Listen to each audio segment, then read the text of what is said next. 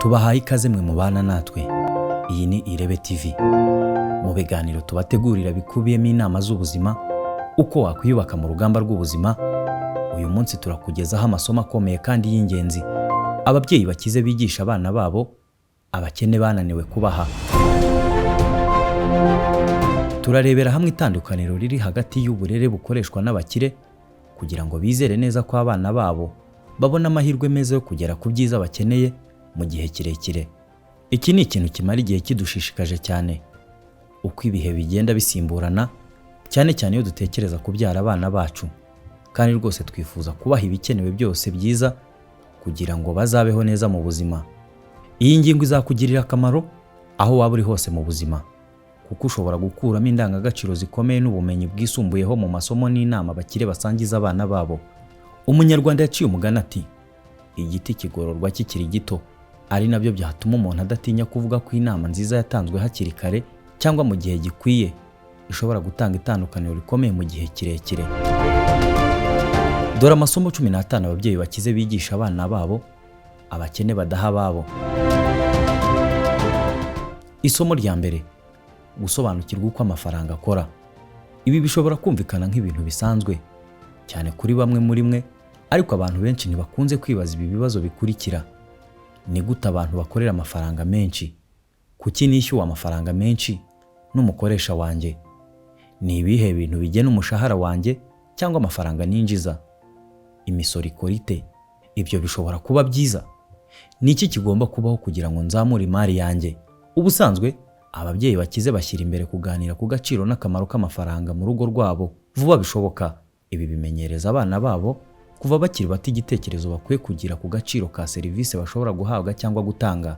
Abana b'abakire bamenyerezwa uko urugo ruhahirwa, bagashyirwa mu mikoro ibereka byimbitse ibizamini bikomeye bibategereje mu buzima buri imbere, ndetse n'uburyo kwinjiza amafaranga bishobora kuba bikomeye kurusha uko babikeka. Ku rundi ruhande rw'imibereho, abakene ntibigera bavuga amafaranga mu rugo. Usanga kenshi inshingano y'amafaranga aba babyeyi binjiza cyangwa uko aya mafaranga akoreshwa bigirwa ibanga rikomeye mu rugo rwabo.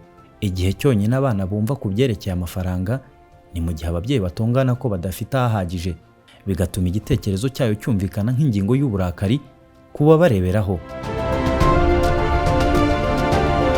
Isomo rya kabiri: itandukaniro riri hagati ya asset na liability. Abakene ntibigera bamenya niba baguze neza cyangwa baguze nabi. Abakene bamaze kubona amafaranga bahita batangira kuyakoresha. Uko niko ukomeza kuba mu bukene. Reka dusobanure mu magambo yoroshye ashoboka. Asset iguha amafaranga, mu gihe liability igutwara amafaranga. Ubundi mu yandi magambo iri jambo ryasobanurwa nk'inshingano.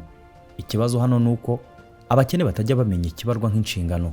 Urugero, imodoka utwara ugiye guhaha ibiribwa n'inzu ubamo ni ibigutwara amafaranga, ntabwo bikwinjiriza amafaranga, ariko bisaba amafaranga kugira ngo ukomeze kubikoresha. Ibi ni kimwe na iPhone yawe nshya, imyenda myiza, televiziyo utunze, hamwe n'ibindi byose waguze utabanje kubitekerezaho. Abakire umwanya wabo wose n'amafaranga yabo babyerekeza mu bikorwa bibafasha kurushaho kubona byinshi: kugura igorofa yinjiza amafaranga y'ubukode, kwandika igitabo kizamwinjiriza amafaranga nikirangira, kugura igice cy'ubucuruzi buhagaze neza n'ibindi. Aho ushobora kuhita wibaza uti, ariko Irebe, abakire benshi ko bafite imodoka nziza n'inzu nziza, ntabwo ibyo binyuranye n'ibyo muvuga? Nibyo, bafite ibintu byiza, ariko nyamuneka witonde cyane kuko ibi ni ngombwa cyane. Abakire ntibajya bagura ibintu byiza mu byo binjiza byabo bwite. Urashaka imodoka nziza, shaka uburyo wagura aparitome 2, hanyuma ukoresha amafaranga y'ubukode ukuramo uyakoreshe mu gutunga imodoka yawe. Muri ubwo buryo, iyo utanze ya modoka ugumana bimwe bikwinjiriza ya mafaranga. Iri ni itandukaniro rikomeye mu myitwarire. Iyo amafaranga atangiye kuza, wibande kugura umutungo aho kuyakoresha. Isomo rya gatatu: ntibumva ko bageze kuri byose cyangwa hari icyo barusha abandi. Abakire bazi ko isi ishobora gutwara byose mu gihe badakora, mu gihe abakene bahora bashaka undi muntu wo kubitaho. Kuvukira mu muryango ukize rwose bifite ibyiza byabyo. Ufite uburyo bwo kubona ibikoresho byiza, igishoro cyiza, ntugomba guhangayikishwa n'ibikenewe by'ibanze, ariko kandi ubuhoro uhura cyane na byinshi biteye ubwoba abakene badahura nabyo. Hari byinshi byo gutakaza niba utitonze. Igitutu rero gihoraho. Ni ngombwa rwose ko abakire bigisha abana babo ko nubwo bafite byinshi byo gutangiriraho ubuzima, urugendo bafite imbere narwo ari rurerure kandi bakeneye gukomeza kwibanda no kwiga gukura. Ntibibande kuryoherwa n'ibihari gusa. Bagera ku byiza mu buzima cyangwa ntibabigereho, batozwa ko bizaterwa n'ibikorwa byabo, kandi amafaranga ya papa icyo ashobora kubafasha ari ugutangira inzira igana ku ntego zabo bwite gusa. Imitungo y'imiryango yumva ko yagezeyo, aho abana bayivutsemo bumva bafite byose, ubusanzwe iyoyoka mu gisekuru cya gatatu. Ibi rero biterwa n'uko ubundi hari umuntu ubinyotewe rwose kandi ukora cyane bidasanzwe kugira ngo yubake ubutunzi. Icya kabiri, abana babo bakura bumva ko icyo bakeneye gukora ari ukubungabunga ubutunzi bwabo.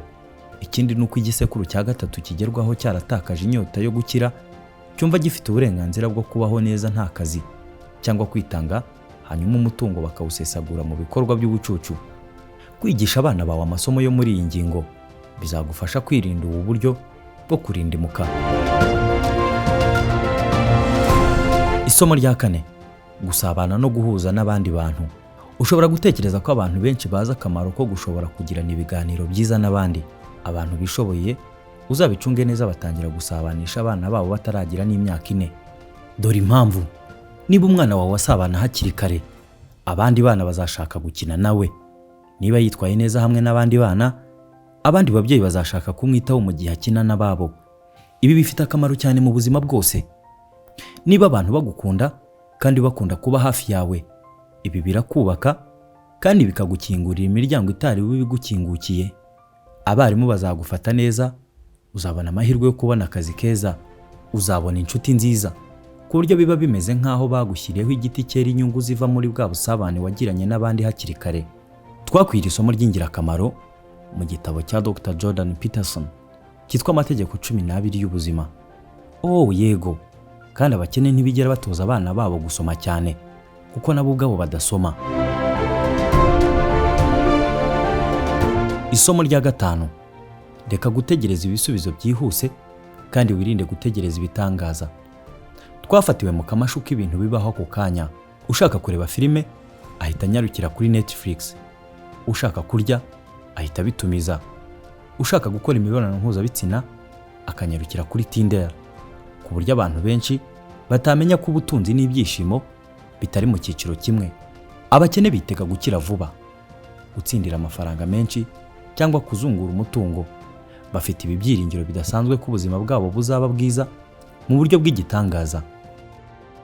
Igitangaje nuko nubwo bakoze ibiganza byabo ku mafaranga menshi, batize ibihagije byabafasha kugira ngo bamenye icyo bayamaza. Ibi bituma byose birangira yoyotse mu kanya nk'ako guhumbya. Ababyeyi bakize bashyira imbere kwigisha abana babo gukina umukino muremure. Gutegereza by'igihe kirekire ni kimwe mu biranga abakire. Ikintu gitangaje benshi batamenya ni uburyo ushobora gutera imbere niba utekereza ku buzima mu bice by'imyaka myinshi, nk'urugero rw'5, 10 cyangwa 20. Hano hari amagambo meza cyane yavuye mu kiganiro kimwe Bill Gates yakoze, aho yagize ati: abantu benshi biringira cyane ibyo bashobora gukora mu mwaka umwe, bagasuzugura icyo bashobora gukora mu myaka 10. Isomo rya 6: gushyiraho ingeso nziza za buri munsi mu gihe kirekire zizabageza ku byiza bidasanzwe. Bumwe mu buhanga bw'agaciro ushobora kwigisha umwana wawe ni uburyo bwo kwihingamo akamenyero. Ingeso ni utuntu dutangaje, kandi iyo umaze kubona ko zishobora kuba ingirakamaro, ubuzima bwawe burahinduka. Mu bisanzwe bifata iminsi 21 kugira ngo ugire akamenyero gashya, kandi iyo umaze guca kuri iyo minsi 21 uba winjiye muri uwo mujyo. Iyo ngeso ihinduka igice cyawe.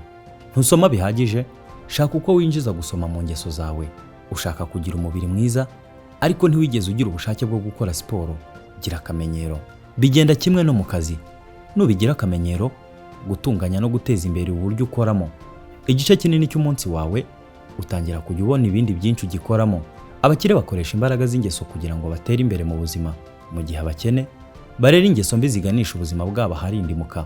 Imbaraga z'ingeso nziza ni igikoresho gikuzwa n'ibyo kigaburira. Abakire bahitamo gusa ibikorwa byo kurema umutungo nk'umuco wabo wa buri munsi, mu gihe abakene bahitamo gahunda mbi. Witondere ubwoko bw'ingeso winjiza mu mwana wawe. Abana bigira ku byo ukora, ntabwo ari byo bigisha gukora. Isomo rya karindwi. Amafaranga ni igikoresho kandi ibyo ni ikintu cyiza. Ni kangahe wumvise ko abantu bavuga ngo amafaranga niyo ntandaro y'ibibi byose? Tekereza ku muntu wumvise avuga ibyo bintu. Ni bangahe muri bo bari bariteje imbere? Ese bari bishimiye ubuzima bwabo? Abakene bashinja ibyago byabo kubura amafaranga mu buzima bwabo, kandi bakavuga ko ikintu kibi kijyanye n'igitekerezo kibaho ry'amafaranga. Ibi ni ukubera ko n'iyo babonye amafaranga bibaviramo ibibazo byinshi kandi batazi gukemura. Abakire bakora ibinyuranye rwose. Basobanukiwe ko amafaranga ari igikoresho gusa ukoresha mu kuyobora ubuzima. Bayabona nk'ibice by'impapuro na plastique hamwe n'ibishushanyo biriho gusa, tukayakoresha mu kuyavunjamo ikintu cy'akamaro. Nta kirenze kuri ibyo bisobanuro cyangwa kivaho kuri bo. Reka gufata amafaranga nk'ari ikindi kintu mupfana, ahubwo utangire kujya uyakoresha gusa kugira ngo ubuzima bwawe burusheho kuba bwiza. Birasa cyane n'umukasi. Ushobora gukata umusatsi ukoresheje cyangwa ukawukuzamo ijisho. Impamvu abantu bamwe bahitamo gukora iby'iyo ngingo ya nyuma biracyari amayobera kuri twe. Iyo umaze gutangira gutekereza ku mafaranga nk'igikoresho, ubuzima bwawe buhinduka bitunguranye kandi ukareka kwiyangiza. Isomo rya 8. Ongera amafaranga winjiza aho kugabanya ibyo uyakoresha. Rimwe mu masomo y'ingenzi umubyeyi ashobora kwigisha umwana we ni uburyo bwo kubona amafaranga menshi. Bisaba imbaraga zingana ku murimo iyo ukora kugira ngo uramuke, kimwe n'izunda akoresha kugira ngo agere ku bya mirenge. Ibi bishobora gutungura benshi muri mwe, ariko niko kuri. Itandukaniro riri mu buryo n'ubumenyi ukoresha kugira ngo ushyigikire izo mbaraga. Iyo usobanukiye cyane ibijyanye n'imikorere y'ifaranga, bigusaba imbaraga nke cyane kugera ku byiza. Niyo mpamvu uzabona nk'umuavoka yinjiza amafaranga menshi kurusha abandi bacukura mu birombe by'amabuye y'agaciro. Ninde muri aba bombi utekereza ko akoresha imbaraga nyinshi? Abakene bahora bibanda kugabanya amafaranga ku bintu bibamaraho amafaranga, kugeza ku rwego batanishimiye kubaho muri ubwo buzima. Uratekereza ko abakire bitaye ku kugura cyangwa kutagura agakombe ka kawa y'ibihumbi 5 kuri supermarket, cyangwa gukoresha ibihumbi 30 bagura filime bazareba rimwe byanarimba ntibayirangize? Ahubwo abakire bashyira ibitekerezo byabo byose kugira ngo bongere amafaranga yinjira. Niba wongereye cyane amafaranga winjiza, hazajya habaho amafaranga menshi asigaye mu kwezi kurangiye. Abakene bigisha abana babo kugabanya gukora ibitwara amafaranga, mu gihe abakire bibanda ku kongera amafaranga. Aha harimo itandukaniro rikomeye. Nuhuza ibyo hamwe n'isomo nimero 2 kuri uru rutonde, uzaba utsinze ku mugaragaro umukino w'amafaranga. Isomo rya 9. Ubumenyi bufite agaciro kuruta amafaranga mu gihe kirekire. Hari andi magambo twakomeje kumva cyane mu gihe twatangiraga, kandi byafashe igihe kugira ngo dusobanukirwe neza ingaruka nyazo yagize. Ni mu mvugo iteye gutya: gushora imari muri wowe byishyura inyungu nziza. Birumvikana neza, ariko ntaho bihuriye cyane no kujya mu ishuri cyangwa gusoma ibitabo. Iyi ni imvugo ahubwo ifite aho ihuriye cyane no kongera uburyo ufite agaciro ku isi. Isi ihemba abantu bafite agaciro, kuko abantu bafite agaciro bashobora guha agaciro abandi, kandi mu guhana agaciro bashobora kubona icyo bashaka. Igitekerezo cyo kuba umuntu afite agaciro ntabwo cyigishwa abana b'abakene, ndetse na bamwe mu bakire babizana mu gihe umwana amaze gukura. Ariko abo babigirirwa babona amahirwe menshi mu gutsinda mu buzima no kwishima. Hari inzira nyinshi zo kuba uw'agaciro, kuva ku gufata umwanya mu kigo ugezemo kugeza ku gukora ibicuruzwa cyangwa serivisi abantu bakoresha, kugira ngo werekane impano yawe ku isi yose. Agaciro ufite kagena umukire uzaba we. Inzira yonyine yo kurushaho kugira agaciro ni ukongera ubumenyi, urwego rw'ubuhanga n'igihe. Wiga uburyo bwo kuba mwiza, hanyuma witoze kuba mwiza, kugeza igihe uzabona itandukaniro rigaragara. Bifata amasaha 10,000 kugira ngo umenye ikintu icyo ari cyo cyose mu buryo budashidikanywaho. Niyo mpamvu abakire basaba abana babo kugerageza ibikorwa byinshi kugira ngo babone amahirwe yo gutangirira neza kuri ayo masaha. Umuntu ufite ubumenyi azahora abasha kubona amafaranga, kuko afite agaciro ku isoko ry'umurimo. Ku kinyuranyo cy'ibyo ho ntabwo buri gihe ariko bigenda. Rimwe na rimwe ubumenyi bushobora kuba buhenze kubugeraho.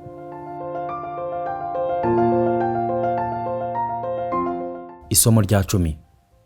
Ntugakorere amafaranga, amafaranga gukorere. Irubundi niryo zingiro ryo kugera ku bukire. Ushobora gusoma ibitabo byinshi nk'uko ubyifuza, ukajya mu mahugurwa, amashuri, icyo ushaka cyose, byose bishingiye kuri iyi. Abakene batanga igihe cyabo kugira ngo babone amafaranga, hanyuma bagahita bayakoresha. Abakire bo bakoresha amafaranga babonye kugira ngo babone amafaranga menshi. Hari itandukaniro rinini mu buryo bwo kugera ku butunzi. Ibi ni ibyiciro byombi by'abantu bikoresha. Abantu benshi bakomeza kuba abakene kuko bizera ko ukeneye amafaranga menshi kugira ngo ushore imari. Abakire bo bahora bashakisha uburyo bwo kongera no kudomeka udufaranga duke ahazabazanira amafaranga bashobora kubona hose, kuko icy'ingenzi si amafaranga menshi, ahubwo ni ukubohora umwanya wawe. Ushobora gutangira umushinga muri iyi minsi ufite amafaranga atarenga 100,000 niba uzi icyo ukora, cyangwa n'ubusa mu gihe cyose wiyemeje kuwushoramo umwanya wawe. Mu gihe winjiza amafaranga ahagije, koresha ayo mafaranga kugira ngo wishyure umuntu gukora ibintu wahoze ukora, kugira ngo ubucuruzi bukomeze, hanyuma wowe wibande mu bindi bitandukanye. Igitekerezo cyo kwinjiza amafaranga gusa no kumva uburyo bwo gukoresha amafaranga kugira ngo ubone amafaranga menshi niyo shingiro ry'ingamba zose zubaka umutungo.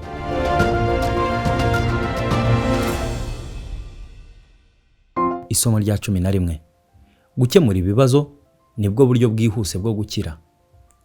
Ikintu abakire bihutira kwigisha abana babo ni itandukaniro ry'ibanze hagati yo guhembwa no kuba umukire. Reka tubisobanure. Abakene bahemberwa kwita ku bintu umuntu akeneye gukora. Urugero, guhingira umukire icyate, koza imodoka, kwitaba telefone z'abakiriya n'ibindi. Aho uhora ukora ikintu kimwe inshuro nyinshi, abakire ntibigera bakora imirimo yisubiramo, kuko ibyo biroroshye kubona abandi babikora. Ahubwo bibanda ku kibazo kinini. Uko akemuye ikibazo gikomeye niko abona ubukire bukomeye. Nuko rero gutanga ikinyamakuru byabaye imbuga za interinete, ibisubizo bimwe, imvune nke. Kwitaba telefone byahindutse ubutumwa bw'ikora. Ibyo Google bifitiye ikoranabuhanga rishya rishobora kuzageza ku ihereza akazi k'abakora kuri za reception. Reka dufate ba rwiyemezamirimo batatu ba kijyambere, Elon, Mark Zuckerberg na Jeff Bezos. Bose bakize cyane bakemura ibibazo byari byugarije abantu no gukora ibicuruzwa na serivisi kugira ngo basohoze ubwo butumwa. Abantu bakwishyura amafaranga kugira ngo ukemure ibibazo byabo. Igisha abana bawe uwo mukoro.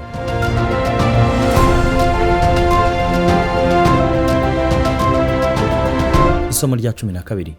Kudatakaza umwanya ku bintu bitajyanye n'isi nyayo. Abashakashatsi benshi mu gihe cya none bagaragaza ko bumva systeme y'uburezi hose ku isi yangiritse.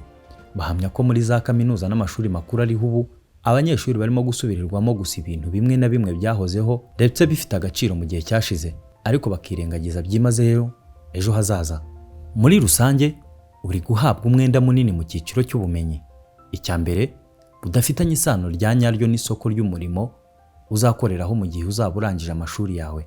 Ikindi, mu by'ukuri niba ukunze imwe muri iyo mirimo ubundi ugashyira imbaraga mu kuyitoza no kuyikoraho, ufite amahirwe akomeye yo kubyigezaho. Ati, turimo kuguriza amafaranga tudafite ku bana batazigera bashobora kuyishyura ku mirimo itakiriho. Ibyo si ubusazi, nibyo tumaze imyaka 40 dukora. Isomo rya 13. Ni gute wakoresha umwenda mwiza aho gukoresha umwenda mubi nk'uko abakene babikora? Yego, hari ubwoko bubiri bw'imyenda. Umwenda mubi ugutera ubukene mu gihe umwenda mwiza ugukiza. Ababyeyi bawe bigeze bakubwira ibi mu gihe ukura? Birashoboka ko batabikoze. Ni rimwe muri aya masomo abakire bamenye kera na kare. Abandi bantu n'inzego zitandukanye bazagufasha kugera ku bukire bwihuse niba uzi itandukaniro riri hagati y'ibi byombi. Byose bijyanye n'intego y'umwenda. Abakene bafata inguzanyo bagamije gukoresha amafaranga mu bintu bitabinjiriza ndi.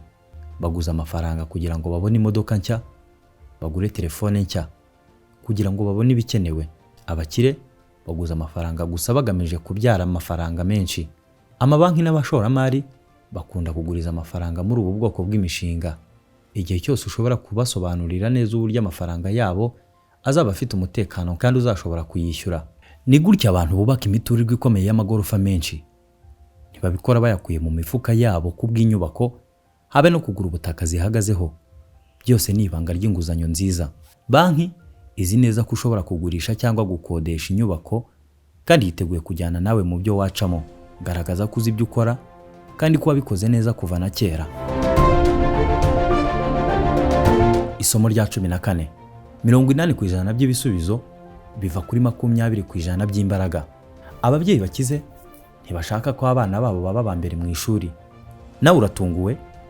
Bifitanye isano n'itegeko rya 80/20 rizwi kandi ku ihame rya Pareto cyangwa ikwirakwiza rya Pareto, rivuga ko 80% ry'ibisubizo ari umusaruro wa 20% gusa by'ibikorwa. Mu bucuruzi 80% byinjira biva mu bakiriya, naho 20% by'abakozi bawe mu by'ukuri nibo bakora 80% by'akazi gutyo. Iki ni igipimo cy'imibare cyagaragaye ko ari ukuri mu mishinga hafi ya yose mu buzima muri rusange. Tugarutse kuri ibi se, ubundi ni iyihe mpamvu ituma ababyeyi bakize badashaka ko abana babo baba aba mbere mu ishuri? Bisaba igihe n'imbaraga nyinshi. Mu ntekerezo cyangwa kamere y'iki cyiciro cy'abantu, basanga kugira ngo uwo mwana abashe kugendana n'abandi biramusaba umwanya munini n'igihe adafite, bishobora gutuma atabona uko ashyira ibitekerezo bye mu buryo buhagije ku masomo yo mu buzima busanzwe.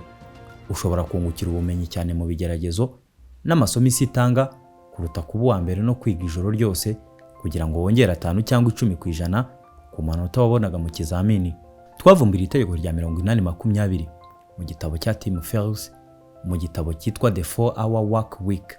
Kandi mvugishije ukuri, hari ikindi gitabo cyitwa ihame rya 80/20 ryibanda gusa kuri iki gitekerezo, cyanditswe na Richard Coase, nacyo ndakigutuye.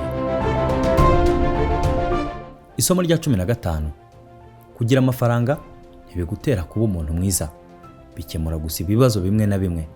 Itegure gutungurwa mu byo noneho ngiye kukubwira. Iyo utekereje ku bana b'abantu bakize, birashoboka kubona ishusho y'ibicucu n'ubwibone butuma bizera ko kubera ko bafite amafaranga baruta abandi. Ntabwo bikunze kubaho. Niba utarazunguye amafaranga, birashoboka ko wakoze umugongo ugatunuka kugira ngo ugere aho uri mu buzima.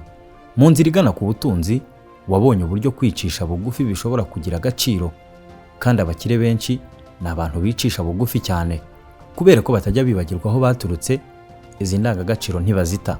Kwicisha bugufi no kubaha abandi ni amwe mu masomo ya mbere ababyeyi bakize bigisha abana babo, kuko bazi icyo bivuze kumva bicaye ku rundi ruhande.